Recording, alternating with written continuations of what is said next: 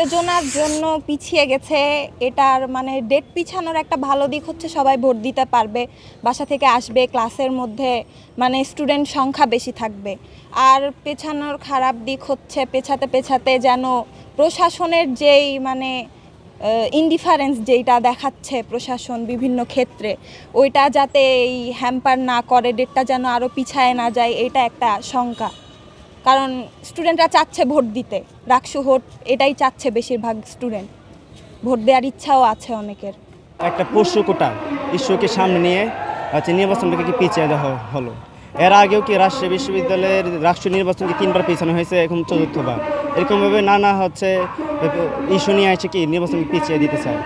রাজশাহী বিশ্ববিদ্যালয়ে এই যে নির্বাচন 25 তারিখ ছিল, সকল শিক্ষার্থীরা যারা ক্যান্ডিডেট তারা প্রস্তুতি নিয়েছিল, তারা প্রচারণা চালাইছে। অনেক স্বতন্ত্র প্রার্থী যারা নিজের পকেটে টাকা, টিউশনের টাকা, তারা নিজের বাড়ি থেকে টাকা নিয়ে এসে তারা নির্বাচনী প্রচারণা চালাচ্ছে, ব্যয় করতেছে।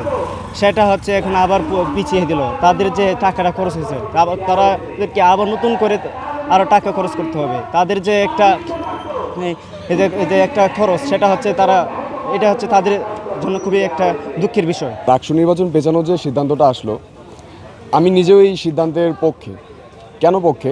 দেখুন, একটা দীর্ঘ একটা সময় পরে, প্রায় 35 বছর পরে এই রাষ্ট্র নির্বাচন অনুষ্ঠিত হতে যাচ্ছে। শিক্ষার্থীদের এটা একটা প্রাণের দাবি। আমরা কিন্তু ক্যাম্পাসে এরকম অনেক ব্যক্তিবর্গকে দেখেছি, অনেক সংগঠনকে দেখেছি, যাদের এই ক্যাম্পাসে বেশিরভাগ সময়টাই গেছে শুধু এই রাকসুর দাবিটা করতে করতে। তারা চেয়েছে যে একটা অংশগ্রহণমূলক রাকসুর মাধ্যমে ক্যাম্পাসে একটা সুন্দর রাজনৈতিক একটা সংস্কৃতি তৈরি হবে, একটা রাজনৈতিক একটা পরিবেশ তৈরি হবে। আর সেই জায়গা থেকে আমাদের 25 তারিখে নির্বাচনের আগেই অনেকগুলো ইস্যুর কারণে ক্যাম্পাস অচল অবস্থায় চলে যায়। যার কারণে কি হয়, ক্যাম্পাস কিন্তু শিক্ষার্থী শূন্যতায় ভুগতে শুরু করে, অথবা একটা শিক্ষার্থী কমতে শুরু করে। অনেক শিক্ষার্থী বাসায় চলে যায়, পরবর্তীতে পূজার ছুটি। তো এই যে কিছু রিজনে কিন্তু ক্যাম্পাসে বলা যায় যে রাকসুতে যদি এই 25 তারিখের নির্বাচনটা হতো, তাহলে কিন্তু একটা অংশগ্রহণমূলক নির্বাচন কিন্তু নিশ্চিত করা যেত না। বান্ডেল থাকলে প্রতি সেনমানিতে টাকা বাঁচবে। বিকাশ সেনমানি বান্ডেল কিনে জিতুন প্রতি লেনদেনে।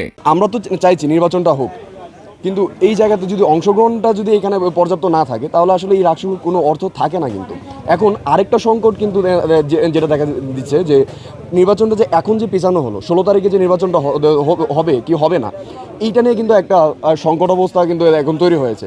অনেকেই এইটা আশঙ্কা করছে আসলে এখন নতুন কোনো একটা ইস্যুর মাধ্যমে হয়তো এই 16 তারিখের রাকসুটাও বানচাল করে দেওয়ার একটা অনেক বড় সম্ভাবনা আছে। এই যে রাকসুটা যে পিছালো, এখানে প্রথমতই আমি উল্লেখ করতে চাইবো যে আমাদের বিভিন্ন ফ্রেন্ডরা অনেকে আছে যে তারা ভোট না দিয়ে যেহেতু ছুটি পাচ্ছে লং টাইম, তো অনেকে আছে যে চলে যাওয়ার একটা টেন্ডেন্সি ছিল এবং অনেকে চলে গেছে।